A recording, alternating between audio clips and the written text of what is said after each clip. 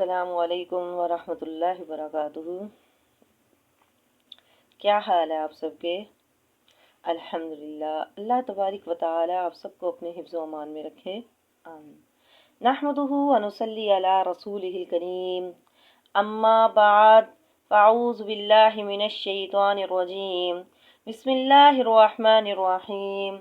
رب اشرح لی صدری ویسر لی امری واحلل عقدۃ من لسانی یفقہوا قولی، ربی زدنی علما، اللہم زدنا علما، اللہم فقہنا فی الدین، اللہم انا نسألک علما نافعا ورزقا طیبا وعملا متقبلا، آمین۔ سورۃ البقرہ آیت نمبر 44۔ بسم اللہ الرحمن الرحیم۔ اتامرون، کیا تم حکم کرتے ہو، الناسا لوگوں کو، بالبر نیکی کا، وتنسون اور بھول جاتے ہو، انفسکم اپنے آپ کو، وانتم اور تم تتلون الکتاب پڑھتے ہو کتاب، تلاوت کرتے ہو کتاب کی، افلا کیا نہیں تعقلون تم عقل سے کام نہیں لیتے۔ اتامرون الناس بالبر، کیا تم لوگوں کو تو نیکی کرنے کا کہتے ہو اور اپنے آپ کو بھول جاتے ہو؟ کیا مطلب ہے؟ یعنی جو کام ہم دوسروں کے لیے کر رہے ہیں وہ ہمیں اپنے لیے بھی کرنا چاہیے۔ جہاں ہم دوسروں کو نیکی کا حکم دے رہے ہیں تو ہمیں خود بھی نیکی کرنی چاہیے، اور ہمارے دین میں ترتیب بھی یہی ہے کہ پہلے خود کریں، اپنے لیے کریں، پھر دوسروں کے لیے کریں۔ جیسا کہ اللہ تبارک و تعالی نے فرمایا، ربنا اغفر لی ولوالدی وللمؤمنین، سب سے پہلے اپنی بخشش، ربنا اغفر لی، اے اللہ تو مجھے بخش دے، ولوالدی پھر والدین کے لیے، وللمؤمنین اور پھر مومنوں کی بخشش کے لیے دعا کریں۔ تو اسی طرح جب کوئی نیکی کا کام پتہ چلے تو پہلے خود عمل کریں، اور عمل کرنے کی نیت سے سیکھنا چاہیے، اور پھر اپنے گھر والوں کو سکھانا، اور پھر تیسرے نمبر پر لوگوں کو بتانا ہے۔ اب اس کا مطلب یہ نہیں ہے کہ آپ ابھی کچھ چیزوں پر تو عمل کر رہے ہیں اور کچھ پر عمل نہیں کر رہے تو اب آپ کسی کو کچھ نہیں بتا سکتے، نہیں، یہ بات نہیں ہے، بلکہ آپ کوشش میں لگے رہیں کہ میں اس پر بھی عمل کر لوں، اس بات پر بھی عمل کر لوں، اس حکم پر بھی عمل کر لوں، اور دوسروں کو بھی بتاتے رہیں۔ اور پھر ایسا بھی ہوتا ہے کہ جب انسان دوسروں کو بتاتا ہے تو اس کا ضمیر اس کو ملامت کرتا ہے کہ یہ تم کیا کر رہے ہو، دوسروں کو تو کہہ رہے ہو اور خود عمل نہیں کرتے ہو۔ اور جو شخص بالکل بھی اپنے اوپر توجہ نہیں دیتا، خود کچھ بھی عمل نہیں کرتا، بس دوسروں کو کہتا ہے، تو اس کے بارے میں آپ صلی اللہ علیہ وسلم نے فرمایا، جب آپ صلی اللہ علیہ وسلم معراج پر گئے تو دیکھا کچھ لوگوں کے منہ آگ کی کینچیوں سے کاٹے جا رہے ہیں۔ تو آپ صلی اللہ علیہ وسلم نے حضرت جبرائیل سے پوچھا کہ یہ کون لوگ ہیں؟ تو حضرت جبرائیل علیہ السلام نے بتایا کہ یہ دنیا کے خطیب ہیں، وہ خطیب جو لوگوں کو نیکی کا حکم دیتے تھے اور اپنے آپ کو بھول جاتے تھے۔ تو ان کے منہ آگ کی کینچیوں سے کیوں کاٹے جا رہے تھے؟ کہ یہ دوسروں کو نصیحتیں کرتے تھے لیکن خود بالکل بھی عمل نہیں کرتے تھے، دوسروں کو منع کرتے تھے اور خود وہی کام کرتے تھے، یعنی اللہ سے نہیں ڈرتے تھے۔ اور اسی طرح نبی کریم صلی اللہ علیہ وسلم نے فرمایا، ایک شخص کو قیامت کے دن لایا جائے گا اور جہنم میں ڈالا جائے گا، اس کی آنتیں نکل جائیں گی اور وہ اس کے ارد گرد چکر لگاتا رہے گا، تو جہنمی جمع ہو کر پوچھیں گے کہ آپ تو ہمیں بھلائی کا حکم دیتے تھے اور برائی سے منع کرتے تھے، تو یہ کیا ہوا؟ تو وہ کہے گا کہ میں خود عمل نہیں کرتا تھا، استغفر اللہ، اللہم لا تجعلنا منہم۔ اسی طرح ایک اور روایت میں آتا ہے کہ آپ صلی اللہ علیہ وسلم نے فرمایا، جنتی لوگ جہنمیوں کو دیکھ کر کہیں گے کہ تمہاری باتیں سن سن کر تو ہم تو جنتی ہو گئے، لیکن تم جہنم میں کیوں گئے؟ تم جہنم میں کیوں ہو؟ وہ کہیں گے کہ ہم خود عمل نہیں کرتے تھے۔ اللہم لا تجعلنا منہم، اے اللہ تو ہمیں ان لوگوں میں سے نہ بنانا۔ اور یہ بنی اسرائیل سے بھی کہا جا رہا ہے کہ بنی اسرائیل کو اللہ تبارک و تعالیٰ کی اطاعت اور نیکی کا حکم، یعنی تم لوگوں کو تو بنی اسرائیل سے کہا جا رہا ہے کہ تم اے بنی اسرائیل لوگوں کو تو اللہ کی اطاعت اور نیکی کا حکم دیتے ہو اور خود عمل نہیں کرتے ہو، تو اللہ تعالیٰ انہیں یہ آر دلا رہا ہے، انہیں شرمندہ کر رہا ہے کہ تم دوسروں کو تو نیکی کا حکم دیتے ہو، خود عمل نہیں کرتے ہو، یعنی لوگوں کو تو تورات پر عمل کرنے کا حکم دیتے ہو اور خود بھول جاتے ہو کہ اس میں نبی کریم صلی اللہ علیہ وسلم پر ایمان لانے کا بھی حکم موجود ہے۔ تم خود نبی پر ایمان نہیں لے کر آ رہے ہو۔ تمہارے قول اور فعل میں تضاد نہیں ہونا چاہیے۔ اللہ کیا فرماتے ہیں؟ تمہارے قول فعل میں تضاد نہیں ہونا چاہیے، یہ تو منافقت ہے۔ قول و فعل میں تضاد ہونا یہ منافقت ہے۔ وَأَنْتُمْ تَتْلُونَ الْكِتَابَ، اور تم تلاوت کرتے ہو کتاب کی، تم اللہ کی کتاب بھی پڑھتے ہو، کتاب اللہ بھی پڑھتے ہو، تمہیں معلوم ہے کہ نیکی کا حکم دینے کے ساتھ ساتھ اس پر عمل کرنا بھی ضروری ہے۔ افلا تعقلون، کیا تم عقل نہیں رکھتے ہو؟ آگے فرمایا وَاسْتَعِینُوا، اور مدد چاہو، بِالصَّبْرِ، صبر سے، وَالصَّلَاةِ، اور نماز کے ساتھ، وَإِنَّهَا، اور بے شک یہ، لَكَبِيرَةٌ، البتہ بڑی بھاری ہے، بڑی بات ہے، إِلَّا مگر عَلَى الْخَاشِعِينَ، خشوع خضوع کرنے والوں پر نہیں۔ وَاسْتَعِینُوا بِالصَّبْرِ، یعنی مدد چاہو، بِالصَّبْرِ، صبر سے، وَالصَّلَاةِ، اور نماز سے۔ کیا مطلب ہے؟ صبر اور نماز ہر اللہ والے کے یہ دو بڑے ہتھیار ہیں۔ نماز کے ذریعے سے ایک مومن کا رابطہ اللہ سے قائم ہوتا ہے، اسے اللہ کی مدد حاصل ہوتی ہے۔ صبر کے ذریعے سے کردار کی پختگی اور دین میں استقامت حاصل ہوتی ہے۔ وَاسْتَعِینُوا، تم مدد چاہو، بِالصَّبْرِ، صبر سے، وَالصَّلَاةِ، اور نماز سے۔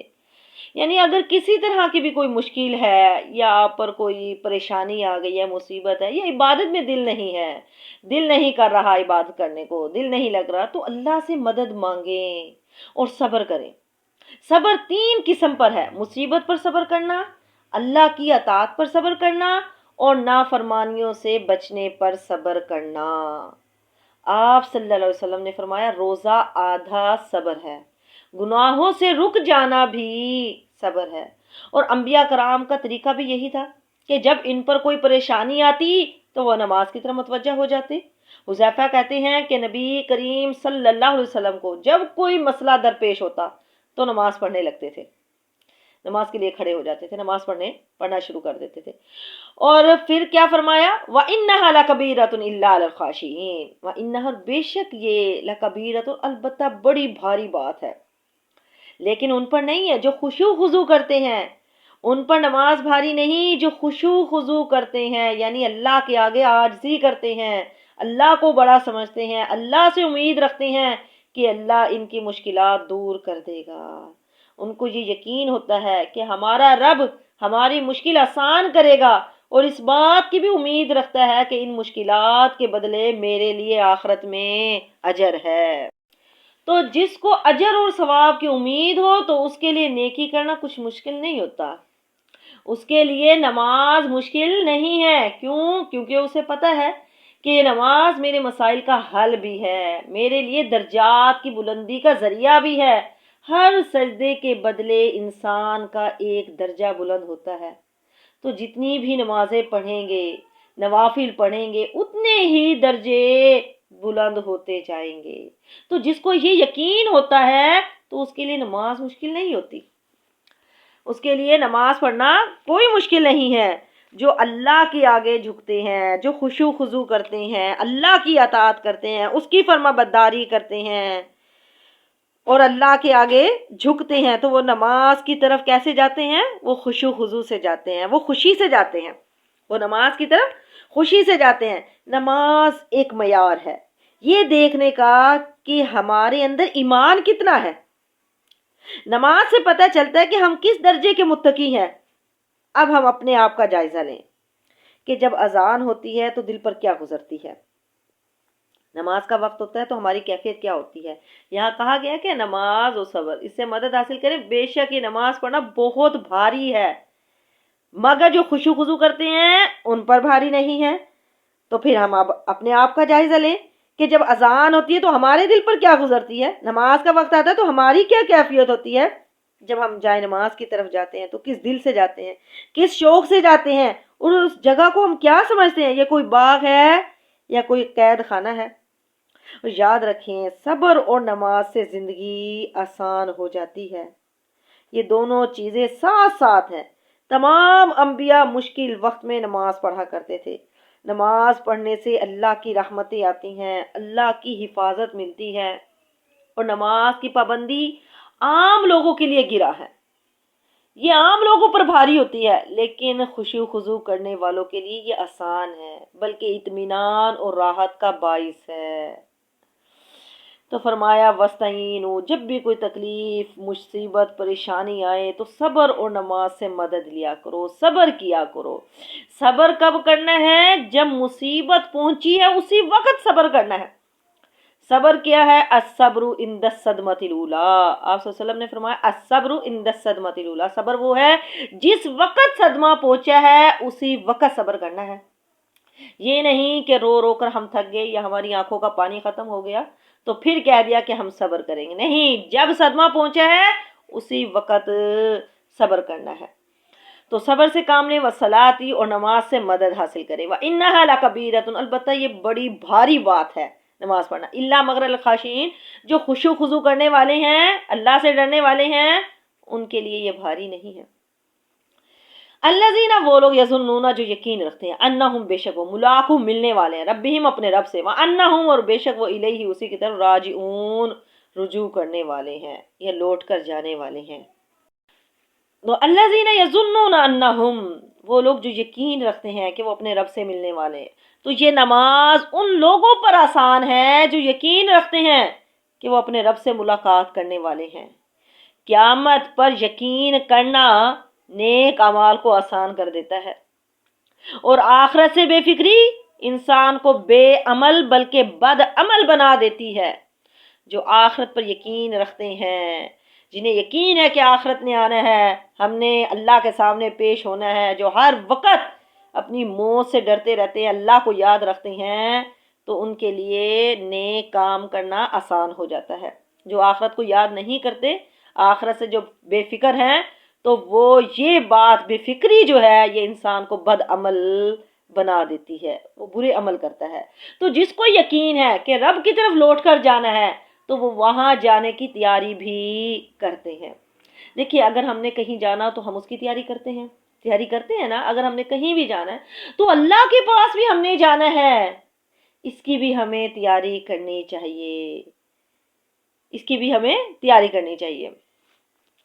یا بنی اسرائیل، اے بنی اسرائیل، اذکروا، یاد کرو، نعمتی، میری نعمت کو، اللہ تی، وہ جو، انعمت، میں نے انعام کیا، علیکم، تم پر، انی، اور بے شک میں نے، فضلتکم، تم کو فضیلت دی، علی العالمین، تمام جہان پر، تمام جہانوں پر۔ یا بنی اسرائیل اذکروا نعمتی اللتی، اے بنی اسرائیل، میرے وہ احسان یاد کرو جو میں نے تم پر کیے تھے۔ اب اس آیت میں نعمت کی تھوڑی سی وضاحت کر دی کہ ایک نعمت یہ بھی تھی کہ ہم نے تمہیں تمام جہان والوں پر فضیلت دی، یعنی ان کے ہوتے ہوئے اور بھی بہت سی قومیں تھی۔ ایسا نہیں تھا کہ جب بنی اسرائیل تھے تو اس وقت میں یہی واحد قوم تھی، نہیں، بلکہ اور بھی بہت سی قومیں تھیں۔ تو اللہ نے ان سب قوموں کو چھوڑ کر ان کو چنا، بنی اسرائیل کو چنا، اپنے دین کے لیے، اپنے دین کے کام کے لیے ان کو چنا، لوگوں تک پیغام پہنچانے کے لیے، لیکن انہوں نے اس نعمت کی قدر نہیں کی۔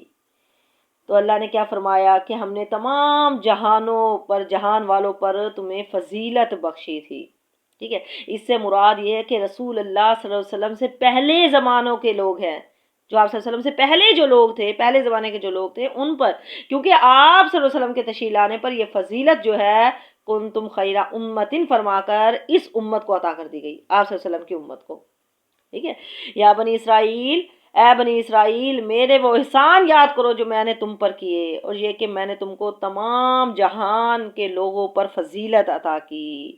لیکن اس کے بعد جب انہوں نے یعنی اللہ کی نافرمانی کی تو انہوں نے اس نعمت کی ناشکری کی، اس احسان کی ناشکری کی، تو اللہ تبارک و تعالی نے یہ لقب جو ہے پھر امت محمدیہ کو دے دیا گیا، آپ صلی اللہ علیہ وسلم کی امت کو دے دیا گیا۔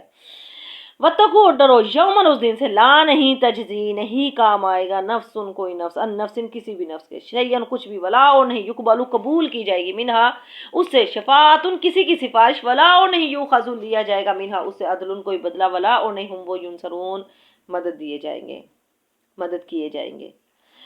وَاتَّقُوا يَوْمًا لَا تَجْزِي، اس دن سے ڈرو جب کوئی کسی کے کچھ بھی کام نہیں آئے گا۔ اب نعمت یاد دلانے کے بعد اب انہیں قیامت کے عذاب سے ڈرایا جا رہا ہے کہ بنی اسرائیل میں، اور جو بنی اسرائیل تھے، یہ بنی اسرائیل میں فساد کی اصل وجہ جو تھی وہ یہ تھی کہ وہ اپنے انبیاء اور علماء پر بڑا ناز کیا کرتے تھے۔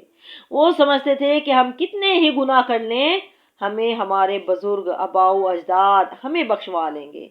تو یہاں پر ان کے اس باطل گمان کو رد کیا گیا ہے کہ اس دن سے ڈرو جب کوئی کسی کے کچھ کام نہیں آئے گا، نہ کسی کی سفارش منظور کی جائے گی، چاہے کوئی انبیاء ہو یا صالحین ہو، کوئی کسی کے کچھ کام نہیں آئے گا۔ دیکھیں، اگر کوئی شخص گرفتار ہو جائے تو اس کو چھڑوانے کے لیے 3 صورتیں ہوتی ہیں۔ کون سی ہے؟ کہ کسی کی سفارش کام آ جائے، یا فدیہ دے کر چھڑا لیا جائے، یا زبردستی حملہ کر کے اسے چھڑا لیا جائے۔ تو قیامت کے دن ان میں سے کوئی بھی کام ممکن نہیں ہوگا، نہ کوئی کسی کے کام آئے گا، نہ کسی کی سفارش قبول کی جائے گی، نہ کسی سے کسی طرح کا کوئی بدلہ قبول کیا جائے گا، نہ کوئی کسی کی مدد کر سکے گا، کوئی بھی کسی کو اللہ کے عذاب سے نہیں بچا سکے گا۔ یعنی قیامت والے دن نہ کوئی عزیز، نہ کوئی رشتہ دار، نہ کوئی ولی، نہ کوئی بزرگ، کسی کے کوئی کام نہیں آئے گا، نہ کوئی اللہ کی اذن کے بغیر سفارش کرے گا، نہ کسی کے مال کا کوئی فدیہ قبول کیا جائے گا، نہ کوئی اللہ کے عذاب سے انہیں بچا سکے گا۔ تو ہم میں سے ہر ایک کو اس عذاب سے بچاؤ کی تیاری کرنی چاہیے۔ وہاں جو اعمال کام آنے ہیں وہ اعمال کر کے جائیں۔ اس آیت سے بظاہر تو یہ معلوم ہوتا ہے کہ قیامت کے دن کوئی سفارش قبول نہیں ہوگی، وَلَا يُقْبَلُ مِنْهَا شَفَاعَةٌ، کسی کی کوئی سفارش قبول نہیں ہوگی۔ مگر دوسرے مقام پر اللہ تعالیٰ نے وضاحت فرما دی ہے کہ جس شفاعت کی یہاں نفی کی گئی ہے وہ کفار کے لیے ہے، یعنی کفار کے لیے کسی بھی قسم کی کوئی سفارش قبول نہیں کی جائے گی۔ قیامت والے دن جہنمی کہیں گے کہ ہائے، ہمارا نہ کوئی سفارشی ہے اور نہ کوئی دوست ہے۔ ایک اور روایت میں ہے کہ اگر یہ کافر زمین بھر کر سونا فدیے میں دے اور ہمارے عذابوں سے چھوٹنا چاہیں تو یہ بھی نہیں ہو سکتا۔ اور قرآن میں ہے کہ اس دن سے پہلے نیکیاں کر لو، اس دن سے، وہ دن آنے سے پہلے نیکیاں کر لو جس دن نہ خرید و فروخت ہوگی، نہ دوستی ہوگی اور نہ شفاعت ہوگی۔ رسول اللہ صلی اللہ علیہ وآلہ وسلم سے پوچھا گیا کہ اے اللہ کے رسول، عدل کا کیا معنی ہے؟ یہ ہے نا وَلَا يُؤْخَذُ مِنْهَا عَدْلٌ، کوئی کسی کا کوئی بدلہ قبول نہیں کیا جائے۔ عدل کا کیا معنی ہے؟ تو آپ صلی اللہ علیہ وسلم نے فرمایا فدیہ، کسی سے کوئی فدیہ، کوئی بدلہ قبول نہیں کیا جائے گا، کوئی فدیے میں کچھ دے اور اپنی جان چھڑوا لے، ایسا نہیں ہو سکتا۔ وَلَا هُمْ يُنصَرُونَ، اور نہ ہی وہ مدد دیے جائیں گے، کوئی کسی کی کوئی مدد نہیں کرے گا، کوئی کسی کو اللہ کے عذاب سے نہیں بچا سکے گا۔ وَإِذْ، اور جب نجیناکم، ہم نے نجات دی تو تم کو، من آل فرعون، آل فرعون سے، یسومونکم، وہ پہنچاتے تھے تم کو، سوء العذاب، برا عذاب، یذبحون، وہ ذبح کرتے تھے، ابناءکم، تمہارے بیٹوں کو، ویستحیون، اور زندہ رکھتے تھے، نساءکم، تمہاری عورتوں کو، وفی ذالکم، اور اس میں بلاء، آزمائش تھی، من ربکم، تمہارے رب کی طرف سے، عظیم، ایک بہت بڑی۔ وَإِذْ نَجَّيْنَاكُمْ مِنْ آلِ فِرْعَوْنَ يَسُومُونَكُمْ سُوءَ الْعَذَابِ، اور ہم نے نجات دی تم کو، من آل فرعون، آل فرعون سے۔ اب اللہ تعالیٰ اپنی نعمتیں یاد کروا رہے ہیں، اپنے احسانات یاد کروا رہے ہیں کہ ہم نے تم کو آل فرعون، فرعون کی قوم سے نجات دی۔ اب کیا ہے، اس کے بارے میں بہت سی اسرائیلی روایتیں ہیں، اور ایک یہ بھی ہے، کہا جاتا ہے کہ فرعون نے ایک خواب دیکھا تھا کہ بیت المقدس کی طرف سے ایک آگ بھڑکی جو مصر کے ہر قبطی کے گھر گھس گئی اور بنی اسرائیل کے گھروں میں نہیں گئی۔ تو اس کی تعبیر جب معلوم کروائی تو اس کی تعبیر یہ تھی کہ اسرائیل میں ایک شخص پیدا ہوگا جس کے ہاتھوں فرعون کا غرور ٹوٹے گا اور اسے خدائی دعوے کی بدترین سزا ملے گی۔ تو اس نے پھر مشورہ کیا اور اس لیے اس نے پھر فرعون نے حکم دیا کہ جو بھی لڑکا پیدا ہوگا تو اسے قتل کر دیا جائے گا، اگر لڑکی ہوگی تو پھر اس کو زندہ رکھا جائے گا۔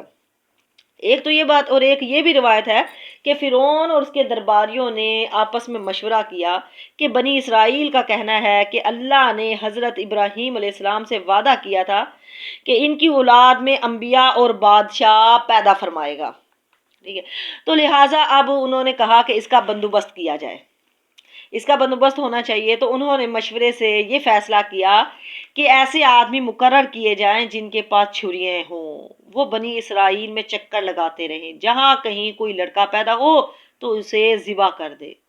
تو انہوں نے ایسا ہی کیا، اور پھر جب انہوں نے دیکھا کہ بنی اسرائیل کے جو بڑی عمر کے لوگ ہیں وہ تو فوت ہو رہے ہیں، وہ طبعی موت سے مر رہے ہیں، اور بچے ذبح ہو رہے ہیں، تو انہوں نے کہا کہ اس طرح تو تم بنی اسرائیل کو فنا کر دو گے، ایسے تو سارے ہی بنی اسرائیل ختم ہو جائیں گے، پھر جو خدمت اور مشقت تمہاری جگہ وہ کرتے ہیں، یعنی بنی اسرائیل کرتے ہیں، وہ تمہیں پھر خود کرنا پڑے گی۔ پھر انہوں نے مشورہ کیا کہ اس طرح کرتے ہیں کہ 1 سال ان کے بچے ذبح کرو اور 1 سال نہ کرو۔ تو چنانچہ ہارون علیہ السلام جو حضرت موسیٰ علیہ السلام کے بھائی تھے اس سال پیدا ہوئے جس سال ذبح نہیں کیا جاتا تھا، تو حضرت موسیٰ علیہ السلام کی والدہ نے انہیں بلا خوف جنم دے دیا، ہارون علیہ السلام کو۔ پھر جب موسیٰ علیہ السلام اس سال پیدا ہوئے جس سال بچوں کو ذبح کیا جاتا تھا، تو ہوا یہ کہ ان کا حمل واضح ہی نہیں ہوا۔ جب موسیٰ کا حمل واضح ہی نہیں ہوا، موسیٰ علیہ السلام کی ماں کا، ٹھیک ہے نا، والدہ کا، جب موسیٰ کو جنم دیا تو اللہ تعالیٰ نے حکم دیا، پھر حضرت موسیٰ جو تھی وہ بڑی پریشان ہو رہی تھی، تو اللہ نے حکم دیا کہ اسے اس صندوق میں ڈال کر دریا میں بہا دو، ہم خود ہی اس کی حفاظت کریں گے۔ سمجھ آ گئی ہے؟ تو پھر اللہ تعالیٰ نے فرمایا یسومونکم، وہ پہنچاتے تھے تم کو سوء العذاب، برا عذاب۔ اب برے عذاب سے کیا مراد ہے؟ برے عذاب سے یہ مراد ہے کہ وہ تم سے جبری مشقتیں لیتے تھے، یعنی بغیر معاوضے کے اس سے تمام کام لیتے تھے، اور مشقت ترین یعنی مشکل ترین کام ان سے کرواتے تھے، اور بھوکا پیاسا رکھ کر کام کرواتے تھے، یعنی فرعونی ساری خدمتیں تم سے لیتے تھے، اور مزید مصیبت یہ تھی کہ وہ تمہارے بیٹوں کو ذبح کرتے تھے اور تمہاری لڑکیوں کو زندہ رکھتے تھے۔ وفی ذالکم بلاء من ربکم عظیم، وفی ذالکم، اور اس میں بلاء آزمائش تھی، من ربکم عظیم، تمہارے رب کی طرف سے ایک بڑی آزمائش تھی۔ ویسے لگ تو ایسا رہا تھا جیسا کہ فرعون ان پر یہ مصیبتیں ڈال رہا ہے، ان کے لڑکوں کو قتل کروا رہا ہے، لڑکیوں کو زندہ رکھ رہا ہے، ان سے ساری مشقت والے کام لے رہا ہے، لگ تو ایسے رہا تھا کہ جیسے کہ فرعون یہ مصیبتیں ڈال رہا ہے، لیکن یہ اللہ کی طرف سے ایک آزمائش تھی، یہ امتحان تو اللہ کی طرف سے تھا، لیکن اس میں ایک خیر بھی تھی کہ اللہ نے حضرت موسیٰ علیہ السلام کو بچا کر تمہارے لیے آزادی کا انتظام کیا۔ حضرت موسیٰ علیہ السلام بچ گئے تو انہی کی وجہ سے پھر بنی اسرائیل کو آزادی ملی، حضرت موسیٰ علیہ السلام نے فرعون سے بنی اسرائیل کو آزاد کروا دیا تھا۔ وَإِذْ، اور جب فرقنا، ہم نے پھاڑا، بکم تمہارے لیے، بحرا دریا کو، فانجیناکم، پس ہم نے نجات دی تم کو، واغرقنا، اور ہم نے غرق کیا آل فرعون کو، وانتم، اور تم تنظرون، تم دیکھ رہے تھے۔ وَإِذْ فَرَقْنَا بِكُمُ الْبَحْرَ، اور جب ہم نے تمہارے لیے دریا کو پھاڑ دیا اور تم کو نجات دی، اور فرعون کی قوم کو غرق کر دیا، اور تم دیکھ رہے تھے۔ جب اللہ تعالیٰ نے موسیٰ علیہ السلام کو حکم دیا کہ بنی اسرائیل کو لے کر چلے جاؤ، جب موسیٰ علیہ السلام بنی اسرائیل کو لے کر نکلے تو فرعون کو بھی خبر مل گئی، تو وہ بھی ایک بہت بڑا لشکر لے کر ان کے پیچھے چلا۔ جب موسیٰ علیہ السلام اور ان کی قوم نے دیکھا کہ آگے سمندر ہے اور پیچھے فرعون، اب کیا کریں؟ تو اللہ نے حضرت موسیٰ علیہ السلام کو حکم دیا کہ اپنی لاٹھی پانی پر مارو، جس سے 12 راستے بن گئے، اور بنی اسرائیل کے بھی 12 ہی قبیلے تھے، تو سب وہاں سے گزر گئے، ایک ایک قبیلہ ایک ایک راستے سے گزر گیا اور سمندر پار کر گئے، تو فرعون اور اس کے ساتھیوں کو اسی سمندر میں غرق کر دیا گیا۔ وَأَغْرَقْنَا آلَ فِرْعَوْنَ، اور آل فرعون کو غرق کر دیا، وَأَنْتُمْ تَنْظُرُونَ، اور تم دیکھ رہے تھے، یعنی تمہاری آنکھوں کے سامنے اللہ نے تمہارے دشمن کو غرق کر دیا، جو تمہارے لیے بہت بڑی مصیبت بنا ہوا تھا۔ تو یہ بھی اللہ کی طرف سے ایک انعام ہوتا ہے کہ ایک انسان جو کہ کمزور ہو اور بدلہ نہ لے سکتا ہو تو اللہ اس کی طرف سے بدلہ لے لے۔ اور پھر یہ کہ جس دن بنی اسرائیل کو فرعون سے نجات ملی تھی تو حضرت موسیٰ علیہ السلام نے اس دن کا شکرانے کے طور پر روزہ رکھا تھا۔ روزہ رکھا کرتے بھی تھے۔ تو اس دن، جس دن یعنی بنی اسرائیل کو فرعون سے نجات ملی تھی، وہ 10 محرم کا دن تھا، اور یہ جس دن یعنی روزہ رکھا کرتے تھے یعنی وہ عاشورے کا روزہ، 10 محرم عاشورے کا روزہ اسے کہا جاتا ہے۔ اور آپ صلی اللہ علیہ وسلم سے عاشورے کے دن کے روزے کے بارے میں پوچھا گیا تو آپ صلی اللہ علیہ وسلم نے فرمایا کہ وہ گزرے ہوئے 1 سال کے گناہوں کا کفارہ بن جاتا ہے۔ حضرت ابن عباس رضی اللہ تعالی عنہ فرماتے ہیں کہ جب نبی کریم صلی اللہ علیہ وسلم مدینہ میں تشریف لائے تو یہود کو دیکھا کہ عاشورے کا روزہ رکھتے ہیں۔ آپ صلی اللہ علیہ وسلم نے پوچھا یہ کیا ہے؟